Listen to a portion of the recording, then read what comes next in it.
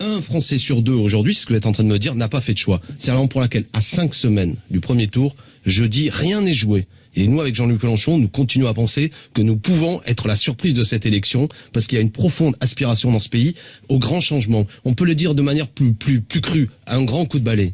Mais il faut que ce soit de manière démocratique et positive, parce qu'il peut y avoir même une issue violente à cette colère. C'est la raison pour laquelle nous disons qu'il est temps de passer en 6e République. Ça veut dire quoi? Ça veut dire qu'aujourd'hui, il faut remettre à plat nos règles communes de vie.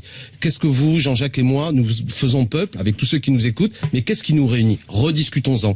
Comment on contrôle nos élus? Par exemple, on le voit bien, c'est au cœur du débat. Ah oui. Comment les élus gèrent l'argent public? Comment on a une Assemblée nationale qui est représentative de toutes les sensibilités du peuple français? Comment, lorsqu'on vote pour quelqu'un, on peut éventuellement, durant son mandat, le rappeler, le révoquer si on considère que ce qu'il fait ne correspond pas à ce pourquoi il a été élu. Comme en Grèce, comme dans la Grèce antique. Ou comme dans certains États aux États-Unis, comme dans certains États dans le monde. Cette idée aujourd'hui, on peut être un peuple qui reste civique, actif, des citoyens, même durant le mandat. Ce que je veux dire, c'est que si on ne fait rien, si on croit que dans le cadre de cette 5e République pourrissante, celui qui sera élu, si ce n'est pas Jean-Luc Mélenchon, va en quelque sorte recalmer la situation, je n'y crois pas. Aujourd'hui, il y a un doute général qui s'est installé vis-à-vis des hommes politiques, vis-à-vis des magistrats, vis-à-vis de la police, vis-à-vis de tout le monde, vis-à-vis des enseignants, tout ce que vous voulez. Donc, remettons à plat les amis, et comment le faire de manière plus conforme à notre histoire commune que par une assemblée constituante, c'est ce que nous proposons, pour passer en 6e République. C'est l'objet de notre grande manifestation qui aura lieu le 18 mars, le samedi 18 mars. Je sais que vous invitez Jean-Luc Mélenchon le 17 pour en parler. Le 17, il sera là pour notre matinée présidentielle. Non mais vous voyez bien, parce que